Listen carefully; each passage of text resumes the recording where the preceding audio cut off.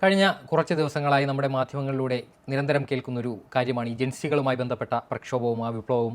അതിനെ തുടർന്ന് നേപ്പാളിലുണ്ടായിരിക്കുന്ന അസാധാരണമായ സംഭവങ്ങൾ. ഇതിനെ തുടർന്ന് നേപ്പാളിലെ പ്രസിഡന്റിന് വരെ രാജിവെക്കേണ്ട ഒരവസ്ഥയിലേക്ക് കാര്യങ്ങൾ പോയിരിക്കുന്നു എന്നുള്ളതാണ് ഇതിൻ്റെ ഏറ്റവും വലിയ കാര്യം. ഇത് നേപ്പാളിൽ കഴിഞ്ഞ കുറച്ച് നാളുകൾക്ക് മുൻപാണ് നേപ്പാളിൽ സാമൂഹിക മാധ്യമങ്ങൾക്ക് വിലക്കേർപ്പെടുത്തിയത്. 26ഓളം സാമൂഹിക മാധ്യമങ്ങൾ രാജ്യസുരക്ഷയെ ബാധിക്കുന്നു, അതോടൊപ്പം തന്നെ വ്യാജ വാർത്തകൾ പ്രചരിപ്പിക്കുന്നു എന്നൊക്കെ ഉള്ള കാര്യങ്ങൾ ചൂണ്ടിക്കാട്ടി രാജ്യത്തിനകത്ത് രജിസ്റ്റർ ചെയ്ത് പ്രവർത്തിക്കാൻ അവർക്കൊരു നിയമം കൊണ്ടുവരികയുണ്ടായി. എന്നാൽ ഈ 26ഓളം ആപ്പുകൾ അതിന് തയ്യാറാകാത്ത പക്ഷം ഈ ആപ്പുകൾ രാജ്യത്ത് നിന്ന് നിരോധിക്കുകയുണ്ടായി. ഇന്ത്യയിൽ ഇത്തരത്തിലുള്ള നിയമങ്ങളോടെയാണ് ഈ ആപ്പുകൾ പ്രവർത്തിച്ചു വരുന്നത്. അപ്പോൾ ഈ 26ഓളം ആപ്പുകൾ രാജ്യത്ത് നിന്ന് നിരോധിച്ചു.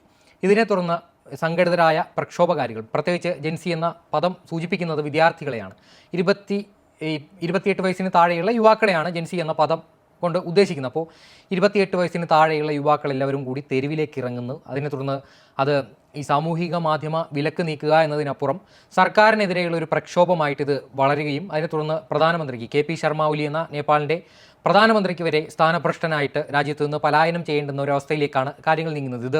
ഇതിന് പിന്നിൽ മറ്റ് വൈദേശിക ശക്തികളുടെ താല്പര്യങ്ങൾ കൂടിയുണ്ടോ എന്നൊക്കെ തീർച്ചയായും പരിശോധിക്കപ്പെടേണ്ടതാണ്. പ്രത്യേകിച്ച് ഇന്ത്യയുടെ സമീപ രാഷ്ട്രമാണ് നേപ്പാൾ എന്ന് പറയുന്നത്.